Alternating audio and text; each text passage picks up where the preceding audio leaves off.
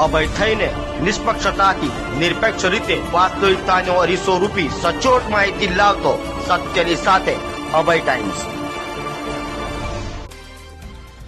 ડુમસ પોલીસે friendship day નિમિત્તે Dumas silent zone પાસે આવેલ વીકેન્ડ એડ્રેસ નામની હોટલના ચોથા માળે દારૂની મહેફિલ માણતા બે વેપારી તેમજ બે મહિલા પોઇન્ટિંગ આર્ટિસ્ટ સહિત 6 આરોપીઓને ઝડપી પાડી દારૂની બોટલો સહિત લાખોનો મુદ્દામાલ કબજે કર્યો હતો। ડુમસ પોલીસે જણાવ્યું હતું કે રવિવારે ફ્રેન્ડશિપ ડે હોવાથી સુરત શહેર પોલીસ દ્વારા હોટલ તેમજ બીચ ઉપર ચાલતી દારૂની મહેફિલ તેમજ રેવ પાર્ટી ઉપર બાદ નજર રાખવામાં આવી હતી। દરમિયાન પોલીસ કંટ્રોલ રૂમમાંથી પીસીઆર જનરક્ષક 112 પર કોલ મળતા ડુમસ પોલીસ એક્શનમાં આવી હતી અને ડુમસ પોલીસ સ્ટેશનના પીએસઆઈ BL તિવારીના માર્ગદર્શન હેઠળ સર્વેલન્સ સ્ટાફ અને વુમન પીએસઆઈ પારુલ કાનાભાઈની એક ટીમ બનાવી તાત્કાલિક ડુમસ સાયલન્ટ ઝોન પાસે વીકેન્ડ એડ્રેસ નામની હોટલના ચોથા માળે રૂમ નંબર 443માં રેડ પાડી ફ્રેન્ડશિપ ડે નિમિત્તે દારૂની મહેફિલ માણતા આરોપી મીત હિમાંશુભાઈ વ્યાસ, કેમિકલ વેપારી સમકતી કલાપીભાઈ વિમાવાલ,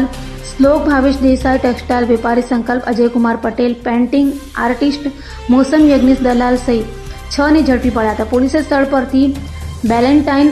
ફાઇનેસ્ટ બ્લેન્ડેડ સ્કોચ વિસ્કીની 750 mlની એક બોટલ અને પ્લાસ્ટિકના ગ્લાસ સાથે 7 મોબાઈલ 2.55 લાખનો મુદ્દામાલ કબજે કર્યો હતો। પોલીસે પકડાયેલા આરોપીઓ વિરુદ્ધ ગુજરાત નશાબંધી સુધાર વટહુકમ અંતર્ગત ગુનો દાખલ કરી વધુ તપાસ હાથ ધરી હતી।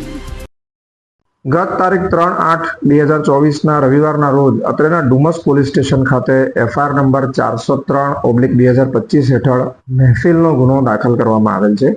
જેમાં ગુજરાત નશાબંધી સુધારા વટહુકમ 2016ની કલમ 66(1)B, 65AA, 81 તથા 83 ક મુજબ આ ગુનો દાખલ કરવામાં આવેલ છે। બનાવની વિગત એવી છે કે ગતરોજ જ્યારે ડુમસ પોલીસ સ્ટેશનનો સર્વેલન્સ સ્ટાફ વિસ્તારમાં પેટ્રોલિંગ પર હતો એ દરમિયાન કંટ્રોલ રૂમથી મદદનો કોલ આવેલ હતો, જેમાં જણાવાયેલ હતું કે એક ફરિયાદીએ કંટ્રોલ રૂમમાં કોલ કરેલ છે। આ ફરિયાદીનો સર્વેલન્સ સ્ટાફ દ્વારા સંપર્ક કરતા તેઓએ જણાવેલ કે તેઓની પુત્રવધુ ડુમસ પોલીસ સ્ટેશન વિસ્તારની એક હોટલમાં બેસીને મિત્રો સાથે પાર્ટી કરી રહેલ છે। વધુ માહિતી મેળવી આ જગ્યાએ જઈ સર્વેલન્સ સ્ટાફે રેડ કરતા વિસ્તારની હોટલના રૂમ નંબર 443માં જઈ તપાસ કરતા ત્યાં 4 પુરુષો તથા 2 મહિલાઓ મહેફિલ કરતા હોવાનું જણાઈ આવેલ હતું તથા તેઓની ઝડપી લેતા તેમની પાસેથી એક વિદેશી દારૂની બોટલ મળી આવેલ હતી।